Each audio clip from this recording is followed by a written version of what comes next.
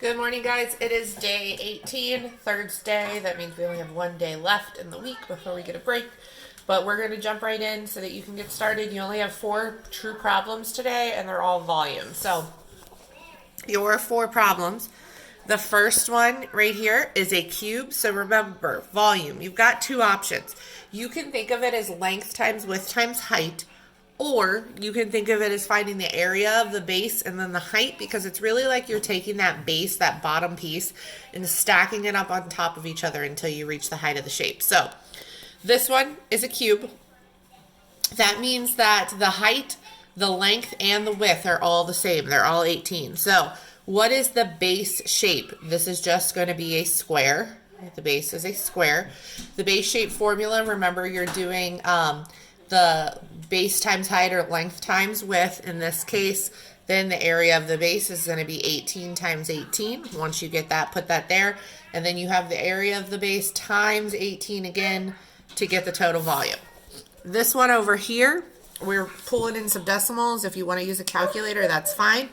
So the base shape on this one is a rectangle. The base shape formula is going to be the same thing again of length times width or base times height. So to find the area of the base, you're going to do 10.5 times 5.2 because that's the length times the width of the base.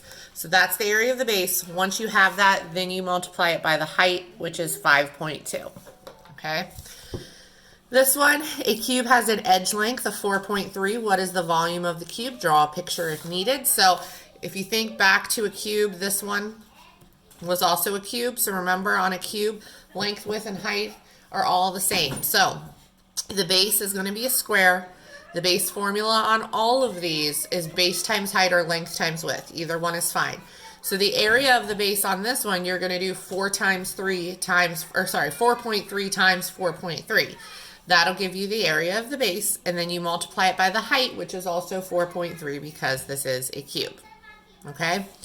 So then the last one says the area of one of the faces of a cube is 36 square meters. What is the volume of the cube? So they have taken a step out here.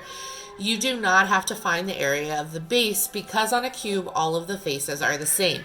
So because the area is 36 of one face, that means the area of the base is also 36. So you have to think backwards a little bit on this. So if the base shape on a cube, again, is a square, base formula, base times height or length times width, the area of the base is 36.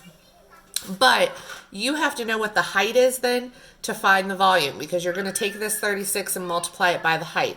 So if I have a number times itself to get 36, you're going to say that's the length, the width, and the height of the cube, which would be 6, because 6 times 6 is 36. So once I have the area of the base is 36, I just multiply it by 6 to get the volume. Now, the one thing I want to mention, remember, area, square units. So right here, I'm going to put square meters. Over here, square meters.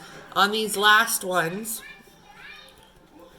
square meters for the area of the base. But then volume, cubic meter, or cubic millimeters, or cubic units.